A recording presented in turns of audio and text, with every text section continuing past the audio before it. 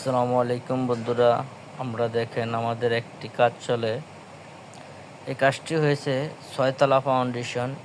Engineer combine বিম দিচ্ছে একটা 24 ইঞ্চি height. প্রতিটা বেসের সাথে একসাথে হবে ডালাই। অর্ধেক আজকে ডালাই হবে, আবার অর্ধেক পরে।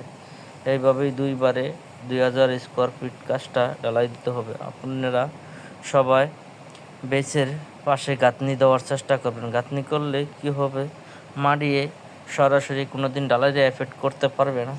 এফেক্ট করবে আগে গাঁথনির পরে যায় কি ডালাইরে এফেক্ট করবে। আপনারা সবাই চেষ্টা করবেন গাঁথনি করবার জন্য, গাঁথনি করি তারপরে ডালাই দেওয়ার জন্য চেষ্টা করবেন। যে আমাদের মিস্ত্রিরা গাঁথনি করতে আছে, দেখেন আমাদের কাজগুলো কেমন হইতে আছে। কলমের সাইজ হচ্ছে 24x12।